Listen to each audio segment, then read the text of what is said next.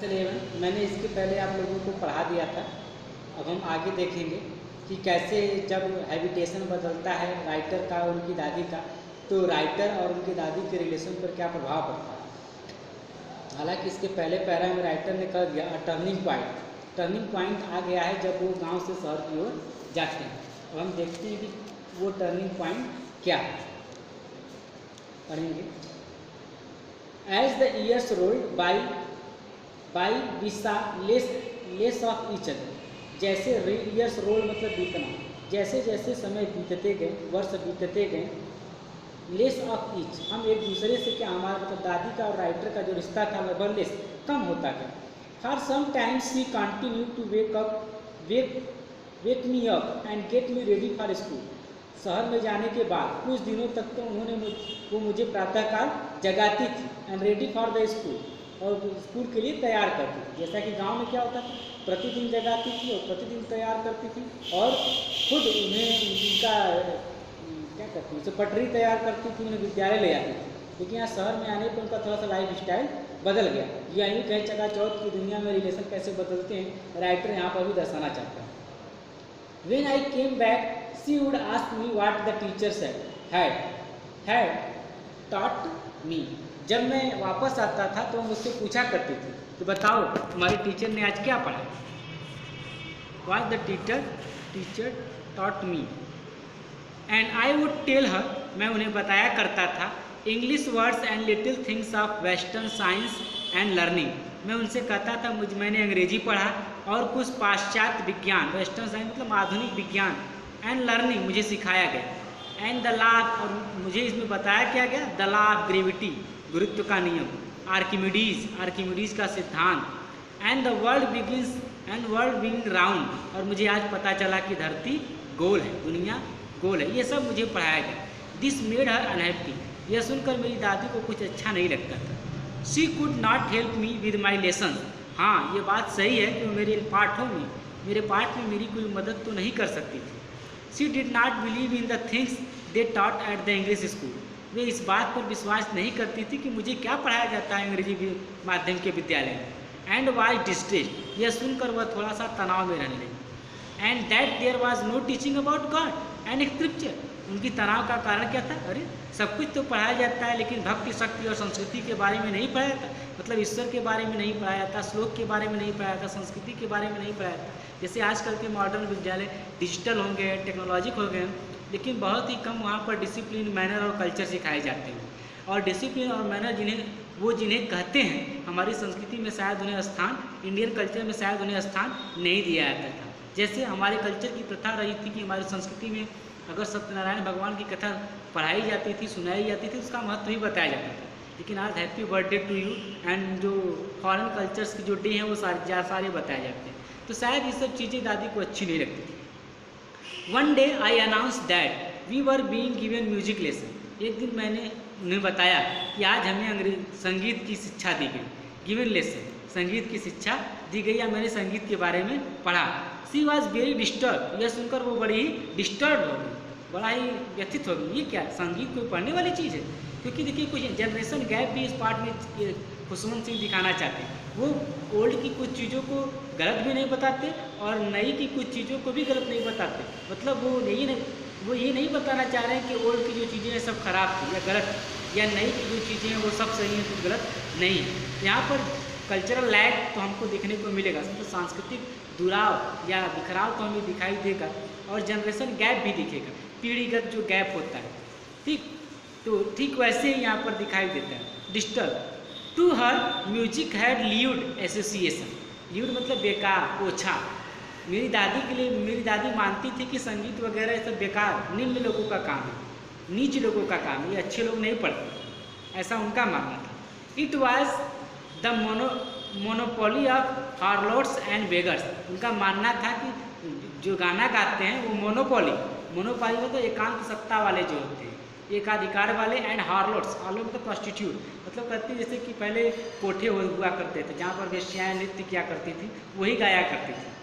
तो चूँकि वो पुराना ज़माना है, जब हमारे यहाँ फिल्म नहीं होते थे, पिक्चर नहीं होते थे, ये नहीं होते थे, रक्कासाएँ ही नृत्य किया करती थी, वही गाया करती थी। चूँकि वो उस समय की थी तो वो इस चीज़ों को गलत मानती थी। वो कहती थी हार्लोट्स, वेश्या, भिखारी और जो एकांत सत्ता वाले होते हैं वो गीत गाना वाना गाते हैं, ये अच्छे लोगों के काम नहीं है। And not meant for the gentle folk, वो जेंटल फॉक मतलब उनके कहने का मतलब ये था कि सब लोगों के लिए ये सब चीज़ें नहीं होती। संगीत वंगीत गीत जैसे पहले भाड़ैती गाया था, भाड़ लोग होते थे हमारे यहाँ गीत गाने वाले, भाई दादा वादा के समय, तो घर घर जिनका काम ही था घूमना गाना, उनको अच्छा नहीं माना था लोगों को। लोग आज भी लोग इसे गलत नज़र से देखते हैं। आज हमारे यहाँ डायरेक्टिव कैरेक्टर बहुत है, दोगलापन समाज में बहुत ज़्यादा है। अगर वही गाना आपको एक्टर एक्ट्रेस करते जाएंगे तो करके दिखाएंगे तो बड़ा शब्द है, अगर वही गाना आपके ऑर्केस्ट्रा के कैरेक्टर करते हुए दिखाएंगे तो आपको फुहर लगेगा, आपको लगेगा कि वो कलाकार नहीं है। तो कला कर देखने का पैमाना और नापने का तरीका हमारा बहुत ही गलत हो गया। तो ये हमारे ही कैरेक्टर जो हमको सिखाया जाता है, पढ़ाया जाता है, वैसे उन चीज़ों को समझते हैं। Gentle folk and she said nothing, वो कुछ कहती तो नहीं थी, but her silence mean disapproval, लेकिन उनकी शांति का मतलब था डिसअप्रूवल, कि वो इससे सहमत नहीं थी। She rarely talk to me after that, इसके बाद वो मुझसे बड़ी मुश्किल से ही बातें करती थी। मतलब उनको अब ऐसे लगने लगा कि जैसे कि अब दादी और पोते का वो रिलेशन नहीं रहा जो बचपन में था, क्योंकि यहाँ पर राइटर अब ज्ञान की पृष्ठभूमि पर, आधुनिकता की पृष्ठभूमि पर या संस्कृति की पृष्ठभूमि पर बड़ी तेज़ी से आगे तो बढ़ रहे हैं, लेकिन कहीं न कहीं कुछ उनसे बहुत पीछे छूट रहा था। जो अपनत्व, जो ममता, जो करुणा, जो प्रेम, जो सौहार्द उनको अपनी दादी से बचपन में मिलता रहा, शायद अब वो ज्ञान की पराकाष्ठा के आगे कहीं न कहीं छूटता जा रहा है। तो कल्चरल लैग, जनरेशन लैग का ये परिणाम है। When I went up to the university, अब देखिए थर्ड स्टेज में पहुंच गए। स्कूल था, अब महाविद्यालय किशोरावस्था में आए, अब ये युवावस्था में आए।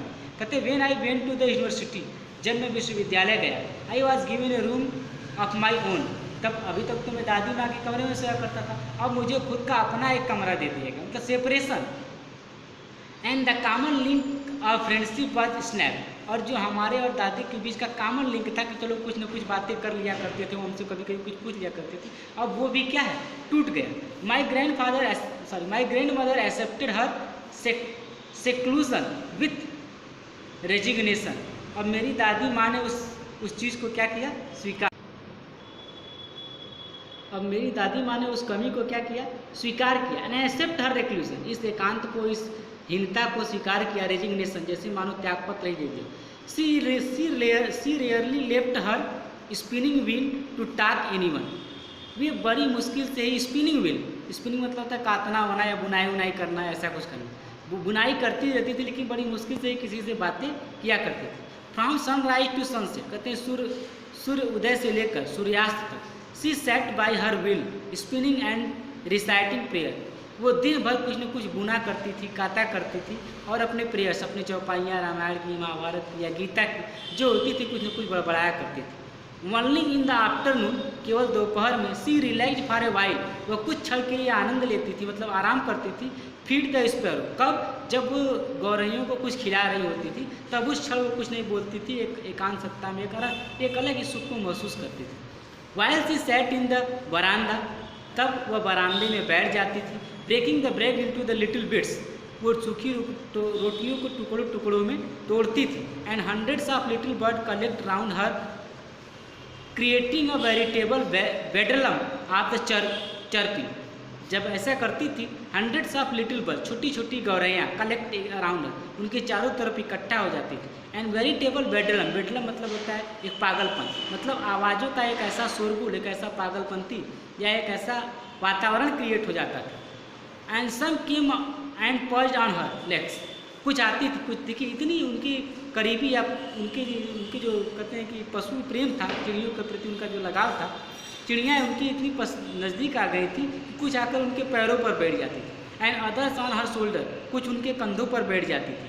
सम even sat on her head, कुछ तो उनके सर पर भी बैठ जाया करती थी। She smiled but never shooed them away, shooed मतलब होता है ड्रॉप्ड अवे, उड़ाना, भगाना, वो केवल मुस्कुराती थी, लेकिन किसी को भी उड़ाकर भगाती नहीं थी। It used to be the happiest half hour of the day for her, यह उनके जीवन का या उनके दिन का या आधा घंटा सबसे खुशी का क्षण हुआ करता था, जब वो किसी के लिए जीती थी और और इस ऐसा करने में उन्हें पूरा आनंद मिलता था। When I decided to go abroad for the studies, अब देखिए लेखक गांव से शहर आता है, शहर से यूनिवर्सिटी जाता है, अब यूनिवर्सिटी से विदेश जाने की अब कई आयाम आते हैं उनके जीवन। When I decided to go abroad for the further studies, जब मैं आगे की शिक्षा के लिए विदेश जाना तय किया, I was sure my grand mother would be upset. मुझे पता था कि मेरी दादी माँ बहुत ही अपसेट हो जाएंगी, बहुत ही परेशान हो जाएंगी, घबराने लगेंगी। क्यों? क्योंकि एक रिश्ता ही दादी और पोते का ऐसा था। I would be away for 5 years. हो सकता है मुझे 5 वर्ष तक मैं इनसे दूर रहूं। And at her age one could never tell. और उस अवस्था में कोई भी यह नहीं कह सकता था। But my grandmother could. लेकिन मेरी दादी माँ ऐसा कह सकती थी। मतलब अवस्था इतनी ज़्यादा थी, क्योंकि राइटर पहले ही बता दिया, बहुत ही बुरी हो चुकी थी, शायद वो जिंदा रहे न रहे। उसी तरीके से mother could, she was not even sentiment. लेकिन वह इस समय वो तो कहते, but my grandmother could. भले किसी को दुख हो चाहे ना हो, लेकिन मेरी दादी माँ को जरूर दुख होता, उन्हें जरूर पीड़ा होती। But she was not even sentimental. लेकिन वो उतना सेंटिमेंटल या भावुकता दिखाती नहीं है। She came to leave me at the railway station. हालांकि वो मुझे रेलवे स्टेशन छोड़ने आई। But did not talk or show any emotion. लेकिन उन्होंने मुझसे कोई बातें नहीं की और न ही कोई भावनात्मक प्रतिक्रिया ही दिखाई। हर लिप्स मूव इन प्रेयर। उनके होठों पर प्राय प्रेयर अर्थात प्रार्थना चलती रह रही थी, बराबर वो कुछ न कुछ हे ईश्वर, हे ईश्वर, हे जगदीश जैसे कुछ करना करती रही। Her mind was lost in prayer. अगर कहें तो उनका ध्यान पूरी तरह से प्रार्थना में डूबा हुआ था। Her finger were busy telling the beads of her rosary. वो अपने रुद्राक्ष की माला को हाथी में लेकर बराबर राम राम राम राम राम राम जो भी वो कहना वो कहती जा रही थी। Silently she kissed my forehead. बड़े ही शांत मन से शांत होकर उन्होंने मेरे माथे को चूमा। एंड व्हेन आई लेफ्ट, जब मैं उनको छोड़ा, I cherish the most impress as perhaps the last sign of physical contact between us. जब मैं उनसे विदा हुआ तो मैं उनके होठों की नरमी को अपने माथे पर कुछ क्षण के लिए महसूस कर सकता था। और मुझे याद आया शायद मेरा और मेरी दादी का यह अंतिम फिजिकल कॉन्टैक्ट था, जब उन्होंने मुझे गले से लगाया हो या कुछ कहा। इस तरीके से हम देखते हैं कि पाठ आगे की ओर बढ़ता है और कल हम आपका पाठ समाप्त कर देंगे। So now you continue and any kind. और इस पर आधारित जितने प्रश्न अगर आप कर सकते हैं तो आप उसको नोट बनाना शुरू कर दीजिए। Thank you.